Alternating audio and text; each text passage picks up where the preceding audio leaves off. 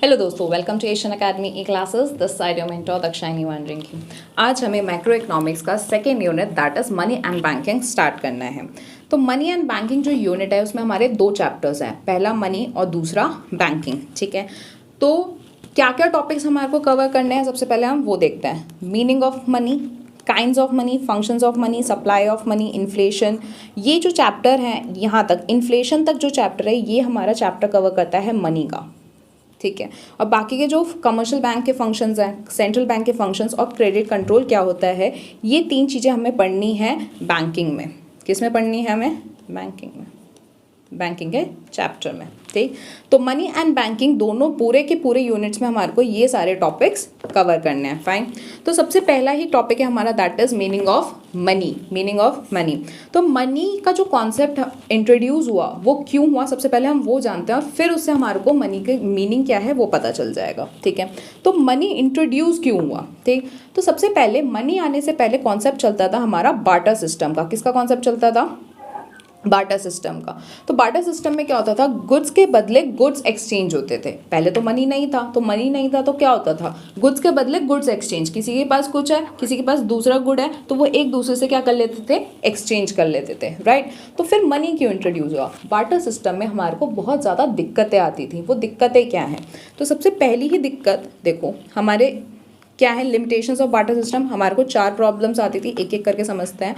सबसे पहली दिक्कत जो थी हमारी, जो सबसे पहली डिसएडवांटेज था वो था क्या? Lack of double coincidence of wants. Lack of double coincidence of wants. For example हमारे को यहाँ पे देखो, एक एग्जांपल देखो, एक गाँव है, एक गाँव में एक लड़का है जिसके पास क्या है, गाय है। उस लड़के को चाहिए गिटार। उसको क्या चाहिए? गिटार। उसने कहा यार किसी के पास अगर गिटार है तो वो मुझे दे दो और मैं उसके बदले में तुम्हारे को अपनी गाय दे दूंगा। बट उसी गांव में एक और लड़की है जिसके पास गिटार तो है, पर उस बंदी को, उस लड़की को क्या चाहिए? ड्रेस चाहिए। उस लड़की को क्या चाहिए? ड्रेस। तो उसने बोला कि मेरे को ड्रेस चाहिए पर इसके पास क्या है? गाय है देने के लिए। तो दोनों के जो वांट्स हैं वो कोइंसाइड नहीं कर रहे हैं। तो बार्टर सिस्टम में यही दिक्कत आती थी कि जो गुड्स तुम्हारे पास हैं ज़रूरी नहीं है कि वो दूसरे इंसान को भी वही गुड्स चाहिए होंगे। राइट, तो लैक ऑफ डबल कोइंसिडेंस मतलब दोनों का जो वांट्स है वो कोइंसाइड कर जाए, ऐसी जो है पॉसिबिलिटी बहुत कम होती थी। राइट, तो लैक ऑफ डबल कोइंसिडेंस हमारा एक लिमिटेशन है। दूसरा लिमिटेशंस क्या था? Lack of common measure of value. दूसरा लिमिटेशंस क्या था? Lack of common measure of value. इसका मतलब क्या है कि मेरे पास बुक्स हैं, फॉर एग्जांपल मेरे पास बुक्स हैं, कोई कहता है कि तुम्हारे पास जो बुक्स हैं उसकी वैल्यू जो है उसके बदले मैं तुम्हारे को 20 पेन देने को तैयार हूँ। ठीक है, तो जो बुक है उसके बदले मैं क्या दे दूंगा? 20 पेन दे दूंगा। कोई कहता है कि मैं 1 किलो सेब दे दूंगा। तो सबके सब क्या है, अलग अलग उसकी अपने हिसाब से वैल्यू लगा रहे हैं। तो कोई उस पर्टिकुलर प्रोडक्ट के कोई कॉमन मेजर नहीं था। ठीक है, कोई भी कॉमन मेजर नहीं था, इसलिए बहुत ज़्यादा दिक्कतें होती थी। तो मनी के थ्रू जब मनी इंट्रोड्यूस हुआ तो ये दिक्कत ख़त्म हो गई। ठीक है, हम आराम से उस बुक की, पर्टिकुलर बुक की मैं बोल सकती हूँ कि हाँ वो बुक जो है 100 रुपये का है। ठीक है, तो ये मैंने कैसे बताया 100 रुपये का? Through the money. ठीक, तो मनी ने हर एक चीज़ की वैल्यू मॉनेटरी टर्म्स में कन्वर्ट कर दी। तो हर एक चीज़ की जो वैल्यू होती है वो हम इजीली कैलकुलेट कर सकते हैं थ्रू मनी। ठीक है, तो उस मनी के थ्रू हमारे को क्या मिल गया? कॉमन मेजर ऑफ वैल्यू मिल गया। ठीक, तीसरी दिक्कत क्या थी? Lack of standard of deferred payment. Deferred payment मतलब फ्यूचर पेमेंट। अगर मेरे को कोई फ्यूचर पेमेंट्स करनी होती हैं तो वो बार्टर सिस्टम में पॉसिबल नहीं था कि अभी ले लो और बाद में जो है पेमेंट कर देना। राइट, तो वो जो फ्यूचर पेमेंट्स या डेफर्ड पेमेंट्स की जो पॉसिबिलिटी थी वो बार्टर सिस्टम में नहीं थी। तो जो बाय नाउ पे लेटर वाला जो सिस्टम है, बेसिकली जो क्रेडिट सिस्टम है, वो बार्टर सिस्टम में नहीं होता था। पर जब से मनी इंट्रोड्यूस हुआ हम ईजिली कोई भी चीज़ें, क्रेडिट सिस्टम जो है ईजिली चल सकता है, डेफर्ड पेमेंट्स आराम से हो सकती थी। ठीक है, okay. Fourth and the last limitation is the lack of store of value. Lack of store of value, मैंने गुड्स के बदले गुड्स ले लिया पर ज़रूरी थोड़ी है उसकी जो यूटिलिटी है वो एक टाइम पे क्या हो जाएगी? ख़त्म हो जाएगी। राइट, ज़रूरी नहीं है ना वो लंबे समय तक के चले। बहुत सारी चीज़ें होती हैं जो कि क्या हो जाती हैं? ख़राब हो जाती हैं। राइट, तो उसकी जो वैल्यू है उसको मैं स्टोर करके नहीं रख सकती। बट अगर मेरे पास मनी हो तो क्या मैं मनी को स्टोर करके रख सकती हूँ? बिल्कुल रख सकती हूँ। तो मनी ने जो वो वैल्यू स्टोर करने की जो लिमिटेशन थी वो भी उसने पूरी कर दी। राइट। तो हमने क्या करा, बेसिकली ये चारों लिमिटेशंस को ख़त्म कौन कर सकता है, मनी कर सकता है। इस वजह से उस मनी को हमने क्या करा, इंट्रोड्यूस करा। तो बेसिकली मनी है क्या, इससे हमें पता चलता है मनी है क्या। मनी वो चीज़ है जिसको हम ईजिली हम यूज़ कर सकते हैं for the medium of exchange. कोई भी चीज़ चाहिए, उसके बदले में मनी ले लूँ तो मुझे वो चीज़ मिल जाएगी। तो लैक ऑफ डबल कोइंसिडेंस वो ख़त्म करता है। दूसरा, किसी की भी वैल्यू मेरे को मेजर करनी है तो मैं मॉनेटरी टर्म्स में कर सकती हूँ, थ्रू मनी कर सकती हूँ। तीसरा मेरा क्या है, स्टोर ऑफ वैल्यू, उसकी वैल्यू को भी मैं स्टोर कर सकती हूँ। एंड देन कोई भी मेरे को फ्यूचर पेमेंट्स करने हो तो वो भी मैं मनी के थ्रू कर सकती हूँ। तो ये चारों चीज़ें जो भी चीज़ ये चारों कंप्लीट करती है वही हमारा क्या है, मनी है। बात आ गई समझ, ठीक है। तो जिस भी चीज़ में ये चारों के चारों फंक्शंस हैं कि हम उसको मीडियम ऑफ एक्सचेंज यूज़ कर सकते हैं, मेजर ऑफ उसके थ्रू हम वैल्यू मेजर कर सकते हैं, उसको स्टोर कर सकते हैं, या उसके थ्रू हम फ्यूचर पेमेंट्स कर सकते हैं। अगर ये चारों फंक्शंस किसी चीज़ में है तो वो मेरा मनी कहलाएगा।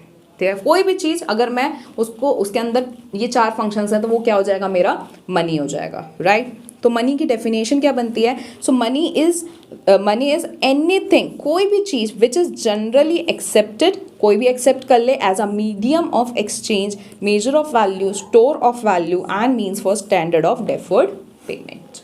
बात आ गई समझ। तो जो बार्टर सिस्टम के लिमिटेशंस थे वही मनी के फीचर्स हैं, जो बार्टर सिस्टम के लिमिटेशंस थे वही मनी के क्या हैं, फीचर्स। बात आ गई क्लियर, समझ, बढ़िया। चलो, तो मनी की डेफिनेशन आई होप क्लियर है आपको, बढ़िया। Now kinds of money, money कितने टाइप्स के होते हैं। मनी जो है हमारा currency, coins and paper currency होता है, ठीक है। पहला कौन सा है हमारा, currency, coins and paper currency, जो हम जनरली यूज़ करते हैं कोई भी चीज़ खरीदने के लिए, ठीक, खरीदने। दूसरा हमारा क्या होगा, डिपॉजिट मनी। दूसरा क्या होगा, डिपॉजिट मनी। तो इसको आराम डिटेल में समझते हैं कि क्या होता है करेंसी, कॉइन्स, पेपर करेंसी क्या होता है, डिपॉजिट मनी क्या होता है। अभी कोई तुमसे पूछ ले कि कॉइन्स क्या होता है बताओ, या पेपर करेंसी क्या होता है बताओ, तुम बता दोगे उसकी डेफिनेशन, नहीं ना, हमें पता है बस हाँ कॉइन्स होते हैं, बेसिकली उसकी डेफिनेशन क्या है, ठीक है। तो करेंसी, कॉइन्स क्या है, देखो सबसे पहले हम डेफिनेशन पढ़ेंगे करेंसी। करेंसी वो सारी मेटेलिक मनी, करेंसी क्या है, एक मेटेलिक मनी है, और इसको हम टोकन मनी भी कहते हैं। करेंसी क्या है, एक मेटेलिक मनी है, ठीक, इसको हम टोकन मनी भी कहते हैं। बेसिकली ये टोकन मनी क्या होता है, टोकन मनी होता है वो मनी जिसकी इंट्रिंसिक वैल्यू, मतलब जो मेटेलिक वैल्यू है वो कम होती है और उसकी फेस वैल्यू ज़्यादा होती है। फॉर एग्जाम्पल, मैं 1 रुपये का कॉइन है, ठीक है, और 1 रुपये का जो कॉइन है, जो कॉइन जिस मेटल से बन रहा है, जो मेटल हम यूज़ कर रहे हैं उस 1 रुपये के कॉइन को बनाने के लिए, उस मेटल की जो वैल्यू होगी, उस मेटल की जो वैल्यू होगी वो कम होगी एज़ कम्पेयर टू 1 रुपये।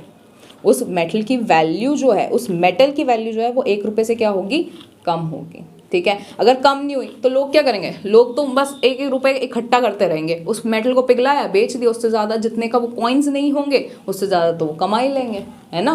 तो इस वजह से गवर्नमेंट क्या करती है, जो कॉइन्स हैं उसकी जो मेटलिक वैल्यू है वो कम रहती है एज़ कम्पेयर टू उसकी फेस वैल्यू, जितने का है उससे वो मेटलिक वैल्यू कम रहती है। बात आ गई समझ, ओके, ठीक है।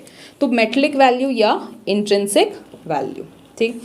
तो टोकन मनी वो मनी होता है जिसकी फेस वैल्यू ज़्यादा होती है as compared to the intrinsic value या metallic value, clear, okay. Next, currency क्या होता है, करेंसी हमारी पेपर मनी होती है, ठीक है, जो नोट पेपर नोट्स हम यूज़ करते हैं उसको हम क्या कहते हैं, करेंसी कहते हैं, ठीक।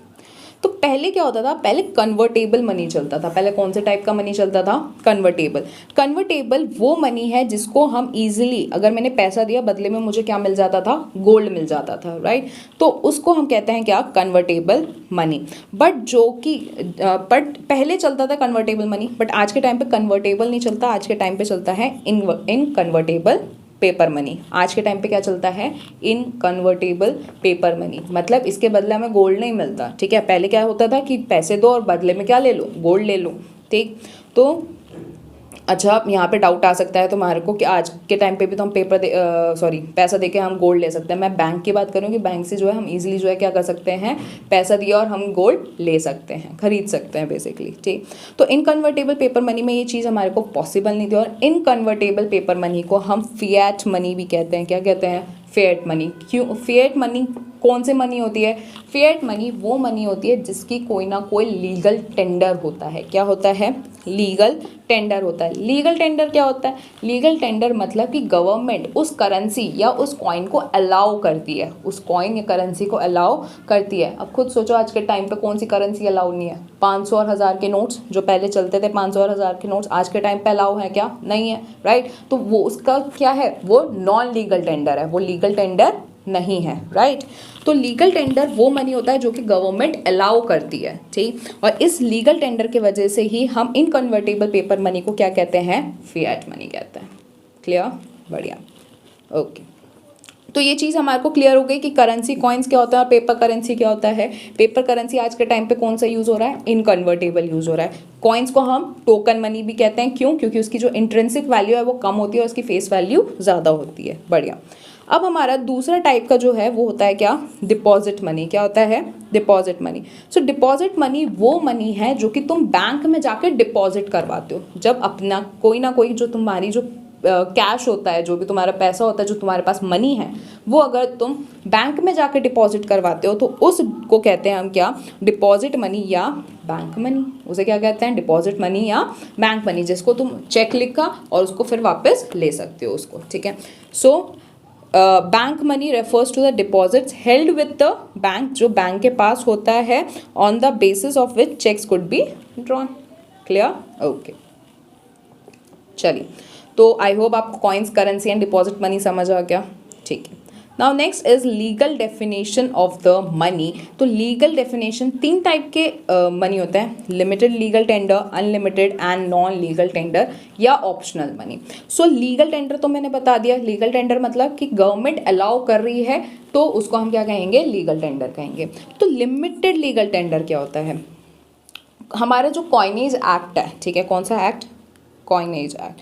कॉइनेज एक्ट कहता है कि जो तुम्हारे कॉइन्स हैं तुम उसको सिर्फ और सिर्फ 1000 कॉइन्स तक के एक्सेप्ट कर सकते हो। 1000 रुपये जो फेस वैल्यू, उसकी 1000 रुपये के फेस वैल्यू तक के ही तुम क्या कर सकते हो? उसे एक्सेप्ट कर सकते हो। इस वजह से उसको हम क्या कहते हैं? Limited legal tender. उससे ज़्यादा कॉइन्स तुम एक्सेप्ट नहीं कर सकते। पर अनलिमिटेड लीगल टेंडर में तुम्हारी क्या आ जाती है? करेंसी आ जाती है। क्या आ जाती है? करेंसी। और लिमिटेड लीगल टेंडर में क्या आ गए? तुम्हारे कॉइन्स आ गए, ठीक है। तो करेंसी कितना भी अनलिमिटेड है, अनलिमिटेड तुम एक्सेप्ट कर सकते हो, कितनी भी फेस वैल्यू को तुम एक्सेप्ट कर सकते हो। इसलिए हम कहते हैं unlimited legal tender. Legal tender 500 1000 के नोट्स नहीं जो पुराने चलते थे, वो वाले नहीं, जो अभी चलते हैं, जो 2000 के 500 के नोट्स चलते हैं, जो भी नोट्स चलते हैं जो कि गवर्नमेंट ने अलाउ कर रखे हैं, उसको हम क्या कहते हैं? अनलिमिटेड लीगल टेंडर, ठीक। फिर आता है हमारा नॉन लीगल टेंडर या ऑप्शनल मनी। इसमें तुम्हारे क्या आ जाएंगे? तुम्हारे चेक्स आ जाएंगे या डिमांड ड्राफ्ट्स हो गए तुम्हारे, ठीक है। चेक्स हो गए, डिमांड ड्राफ्ट्स हो गए या बिल्स ऑफ एक्सचेंज हो गया, ठीक। ये सारे क्या हैं? ये है नॉन लीगल टेंडर। क्या है? नॉन लीगल टेंडर या ऑप्शनल मनी। तुम्हारे ऊपर है कि भाई तुम्हें इसे एक्सेप्ट करना है कि नहीं करना है, ठीक है। कंपलसरी नहीं है, एक्सेप्ट करना कंपलसरी नहीं है, ओके। क्लियर? लीगल डेफिनेशन तक के क्लियर है, ओके। तो हमने मनी की मीनिंग पढ़ लिया कि मनी होता क्या है, ठीक। एक सेकेंड रुको, ओके।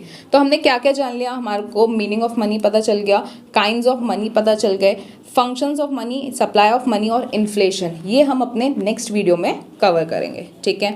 और फिर हमारा मनी चैप्टर कंप्लीट हो गया, हम फिर बैंकिंग स्टार्ट करते हैं, ओके। तो इस वीडियो के लिए बस इतना ही, थैंक यू।